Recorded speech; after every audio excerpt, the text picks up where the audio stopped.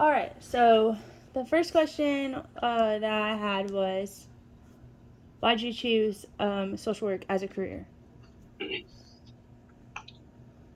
I think primarily because of the two things. One was that I had a brother who had special needs, and having seen lots of the programs and services that my parents and my brother had to avail themselves of over the years, I was impressed by the people in those helping systems that did a lot to make a difference in his life and our family's life. And also, I came out of high school and was in college during the civil rights, the height of the civil rights movement, um, the women's rights equality movement, uh, and was obviously very impacted by the things going on in the world about making changes for the better for people. Uh, and the social work profession is a profession that's really a lot of what the social work profession is all about, is advocating for social justice, advocating for people's right to improve their lives and their families, their health, their mental health, all that sort of thing. That we're sort of change agents in our society in many different capacities, and that appealed to me based on the my belief that we had lots of things in our society that needed changing. I guess that's pretty much it. Okay. And then the other one was um. Okay, so you had before you were working with the VA, you had other jobs, right? Oh yes, quite a few. All right, let's talk about those. All of them. Yeah, you can start from the top and then go to the bottom, like what you're at now. Okay, well, okay. The first job I had as an undergraduate, graduate, BS degree, was as a social worker in a developmental center for developmentally delayed adults, basically. Uh, I served in two capacities there. I served in the capacity of being a case manager at a residential facility, and also served as a house parent in a group home for developmentally delayed adults who were transitioning from the facility, the institution, back into the community.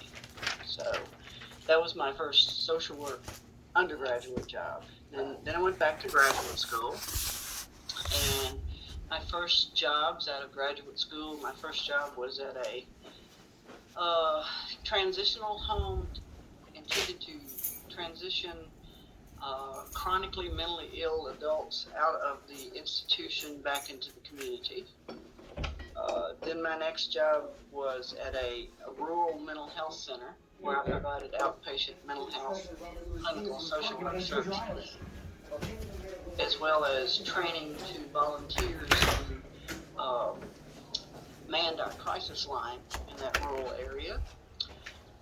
My next job was a move to another city, and also worked at a mental health center, outpatient treatment and geriatric services.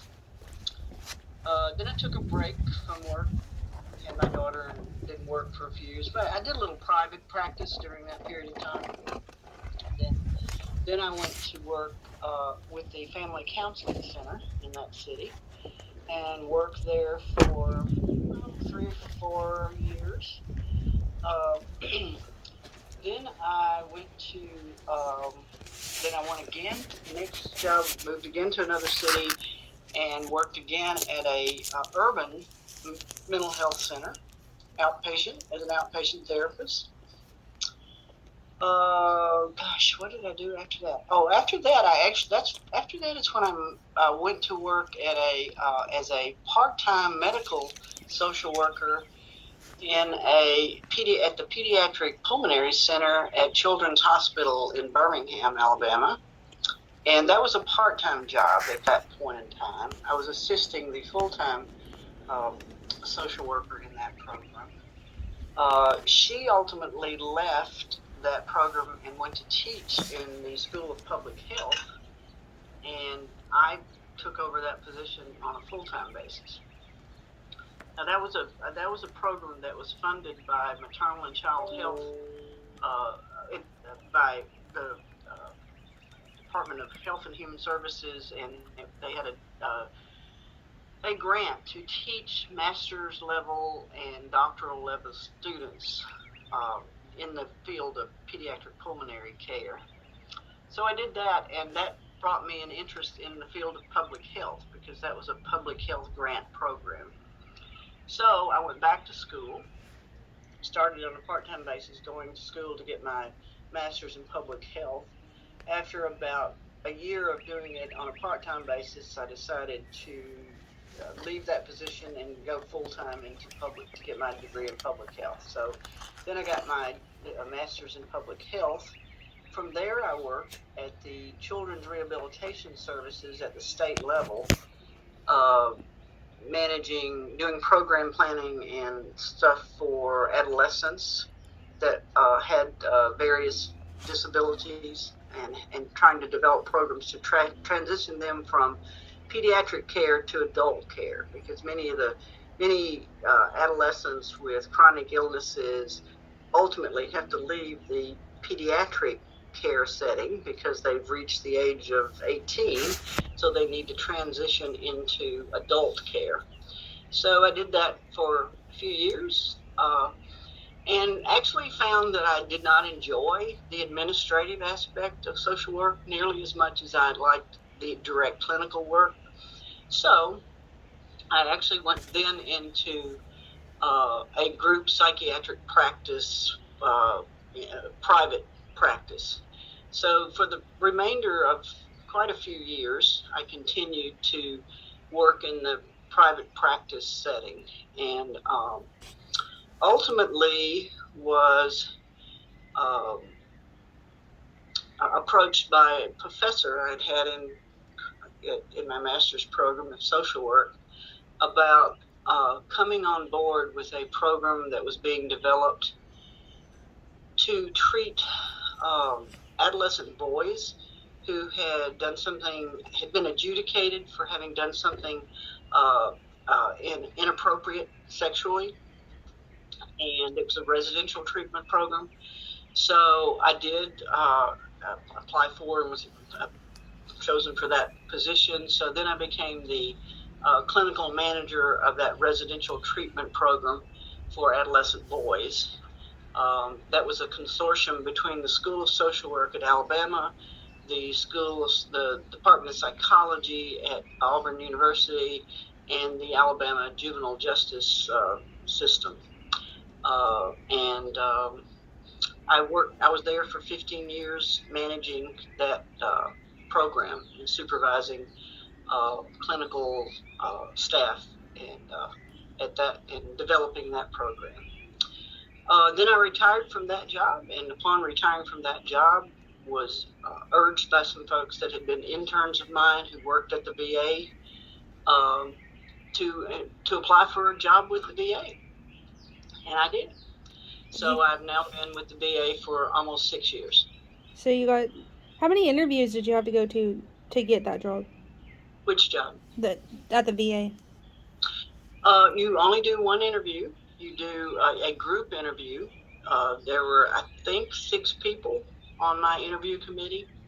And they did it by phone, because I was living in Alabama and the interview was here in Tennessee. Yeah. So I, filled out all my paperwork and all that sort of stuff, and sent resumes and all that sort of thing. And then, but I had just one interview. It was a group interview, like I said. They ask like behavioral questions or? Oh yeah, yeah. They listed a lot of that kind of stuff, what you know about. The VA is very much into what they call a recovery model, and also they asked me, questions about how would you deal with issues related to maybe conflict between you and another employee, or you know, they asked some questions about ethics. They asked some questions about confidentiality. Make sure you understood, those kinds of issues. It's been so long, I can't remember all the things that they asked. They asked various questions about your different level of your different background, your knowledge base, your training and that sort of thing. So So how long did you say that you worked for them, the VA? I've been with the VA. In this coming May, I will have been with the VA. Which, gosh, that's just next month, isn't it? Next month, I will have been with the VA for 6 years. 6 years. Are you gonna? How long do you think you're gonna stay there? I'll probably maybe work another couple of years. I always laugh and tell people when I'm way past normal retirement age, but I always laugh and say to people, "Well, I've worked as a social worker all my life, so I can't afford to retire." So But you make it, good money now at the VA compared to like other I jobs, do. right? I probably make considerably more than I ever made in any of my other social work jobs. Yeah, the Um, VA pays social workers better than almost all. They pay better than almost all state agencies, and probably I don't know. I've never been in full-time practice long enough to know if I would have been able to ever build my practice up to the level that what I'm making now. I don't think I could have, but I don't know for sure. when I you did go ahead, sorry. well. I did when I was in private practice. The last time I was in private practice, I at least made enough. I made enough money that I was back up to what I had made previously at the salaried positions I had. I was earning the same amount essentially as I had with any salaried positions that I had. But I probably wasn't going to go a whole lot more above that. So having made the shift to, of course, I made good money when I was the clinical manager of the program when I worked for Alabama and Auburn. That was pretty decent money for a social worker at that time, but that was because I was at a management position and supervised 14 other people. But even at that, I started working for the VA for at least let me think. What was I making then versus I got a 25 or 30% raise just leaving that administrative position and taking a clinical position at the VA. So before you can go work at the VA, do you have to have your in like the 3,000 hours, or can you just go there without the 3,000 hours? You can go there without the 3,000 hours. That's my understanding. You're licensed at the master's level, and then you can get your supervision while you're working at the VA. That's what I think is the case. Somebody will supervise you for those 3,000 hours. Okay. Um. So for the And VA, if you're interested, the VA here in Middle Tennessee, yeah, Tennessee Valley, currently has about 50 openings for social workers. really?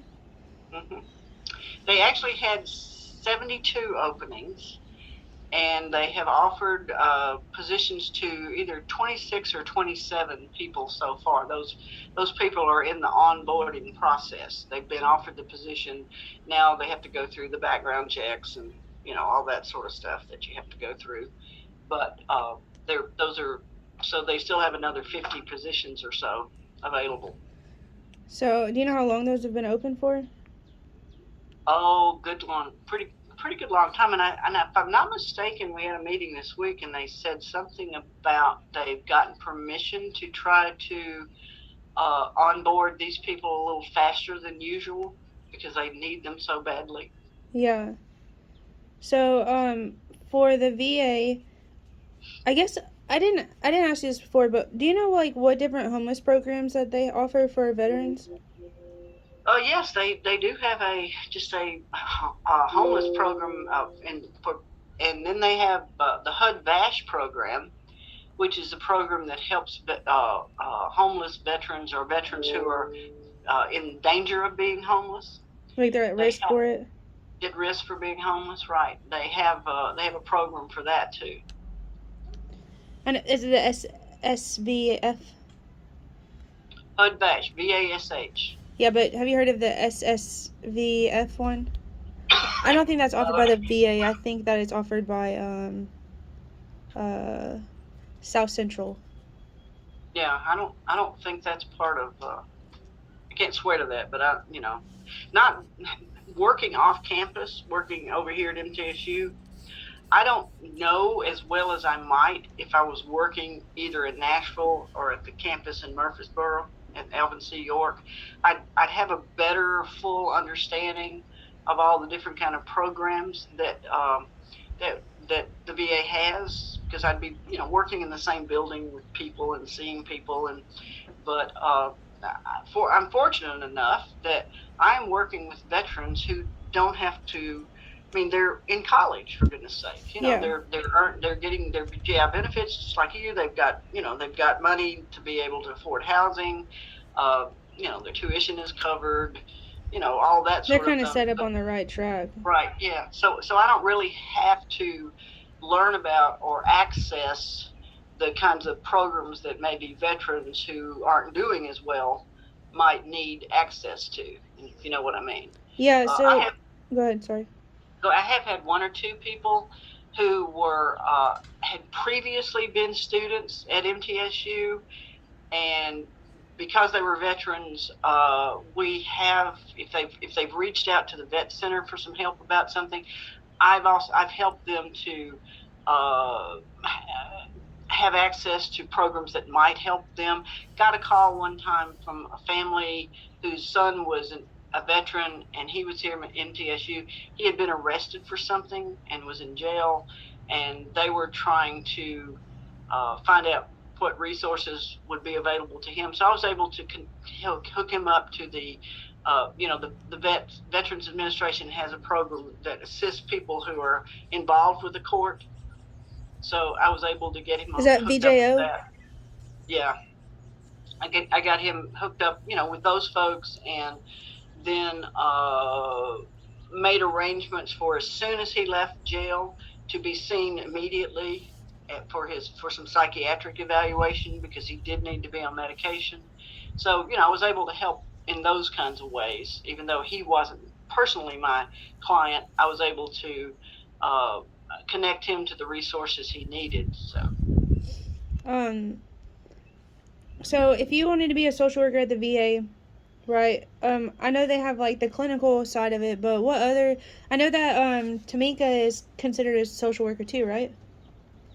I don't know if she's got her degree in social work or licensed professional counselor. I'm not absolutely sure, but yeah, she works in the voc rehab side of it. So there are social workers. There are some people on the voc rehab side who actually have degrees in vocational rehabilitation, like Heather, who works here.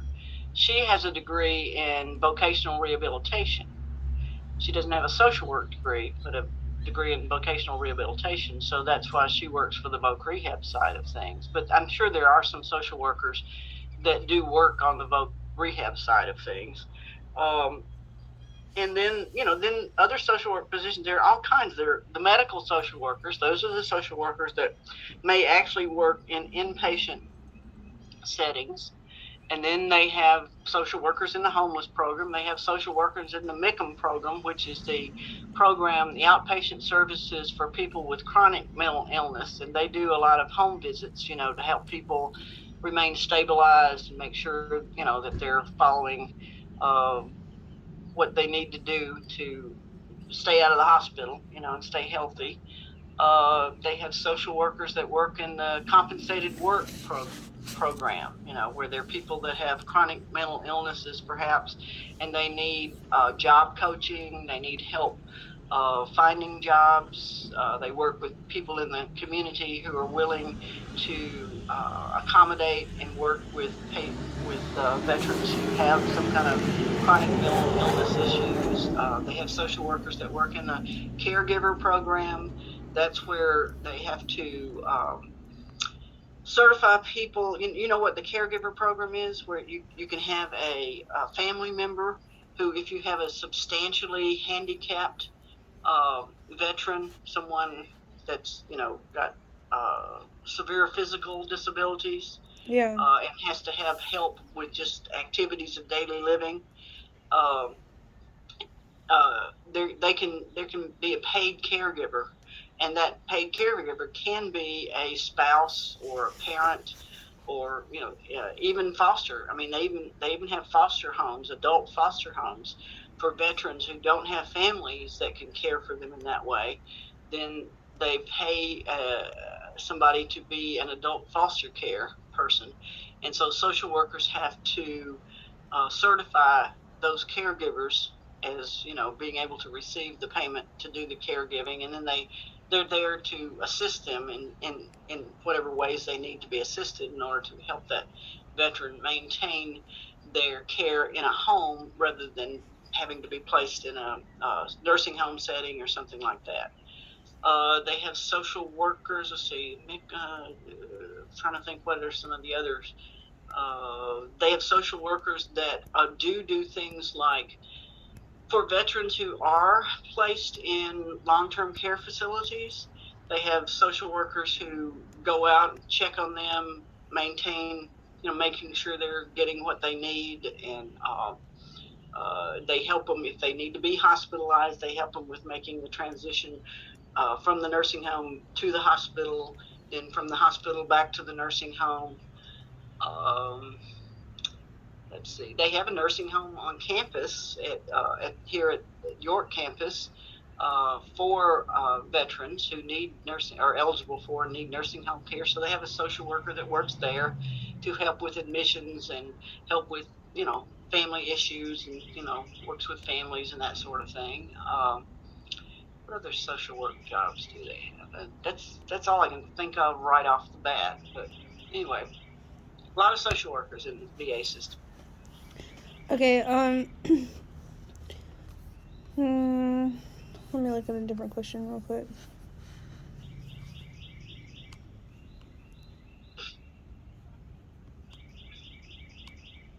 These are different questions than you asked me the last time. Yeah, I know. Well, I figured I wouldn't want to ask you the same question since I'm having to make you redo it since you didn't record it. Okay. Well, I guess this is one that I asked you before. Give an example of a difficult case that you had. What was your case conceptualization and treatment plan? Oh, golly. Oh, Carrie, I don't have time to answer that question. Yeah, okay. I got somebody I got to see in 15 minutes. I have to, I've had so many difficult cases in my career. I don't know, that takes too much time. I Okay. have to think about that one a lot. Maybe make some notes to answer that question. So one question I could ask, I think you answered this one before, but what was your favorite out of everything that you've done so far? What's your favorite thing you've done? Well, I've done administration, I've done supervision, and I did the public health stuff. But bottom line is, I love doing clinical social work.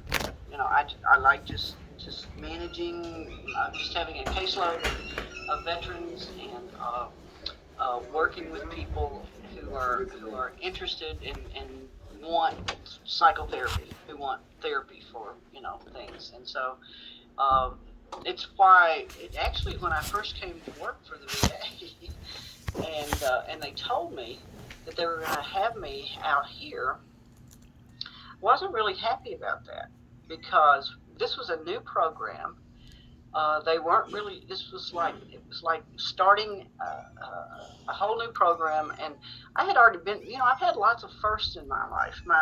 My first job as an undergraduate was we opened the first state operated group homes for developmentally delayed adults. That was the first program. So I also, while I had that job, I also helped to write the policies and procedures for community services for that agency.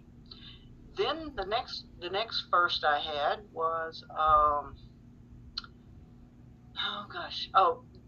first job out of graduate school.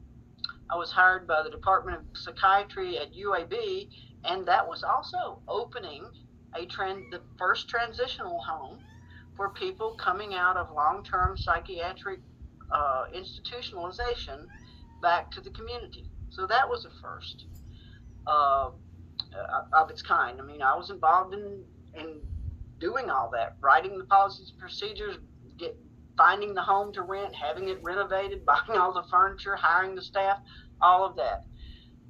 Then what did I do that next was a first? I guess then when I went to the job at the last job I had before I came here, I had to develop that program for the residential treatment of those adolescents, and we had to design the program. We had to put together the materials that were going to be taught in groups, what we're going to do in individual therapy, recreational therapy, all of that involved in having to train new staff, that whole 9 yards. So when I came to work for the VA, my thought was, okay, I'm going to finish my career. I'm just going to sit in my office and see clients for therapy. So when they brought me here and I found out, okay, another new first, another new first program, I'm going to have to get out there and develop whatever that program is going to be, whatever that job is going to actually be. So I fretted about it at first, but then as it evolved, I realized that mostly what I'm doing is doing direct service, direct therapy for veterans. But some of the other part of it was not all that, didn't take a whole lot of wild creative innovation. I do outreach, and liaison, and that sort of thing. So it didn't turn out to be just a major new program operation. You know what I mean? Yeah. It sounds like So you. just doing good clinical work with people is what my passion really is. Yeah. Uh, but you can be a social worker and, like you said, do administrative if you don't really want to do therapy, right? Like they have that at the VA too. Like if I didn't want to do clinical, like some kind of administrative work there. Yeah, I mean, they're always. Let's see, I'm trying to think. What are some people? There's certainly people that maybe have started out doing clinical work, and then they get promoted into positions where they're doing more program planning, more program assessment, more supervisory kinds of things. They're not seeing patients directly themselves, but they are designing the systems in which those patients are managed and serviced and that sort of thing. Does that make sense? Yeah. So it's kind of like creating all that stuff instead of. Yeah, you kind of have to get your feet wet first by doing it. You have to. I mean, how do you design a program or make changes in programs if you don't even know how the program works? Yeah. So if you're interested in working with homeless people, you need to be working with homeless people for a few years Before you can go out You there. need to have hands-on, feet on the ground experience with what it's like to be a case manager in a program out in the community that's intended to help the homeless. And then after you get that experience under your belt, then there will always be opportunities for there to be positions that are more supervisory and administrative than there are that. And when you go further up in the system, the farther up in the system you go, where you get a job not only at the local VA system but at the regional system. Now, people that go to jobs in the regional systems they're not doing direct service to veterans. They're doing program planning. They may be involved in research. They may be involved in training. they're going to be involved in lots of other stuff other than direct service to veterans. I think if I was to do social work like that, that's how I'd probably want to do it. I mean, and the VA, I mean, people write grants and get money for things from, through the VA too, research grants or just grants for, you might write a grant just like you did for the one with Walmart and get some kind of money for the homeless program where you live and work to help to provide maybe basics, for hygiene care, or you might write a grant to Walmart and say we want to be able to provide homeless vets with routine and hygiene supplies. Yeah. You write a grant and you get your program, has a supply closet full of stuff that you've written a grant for to get people to be able to give those things to people, right? Yeah.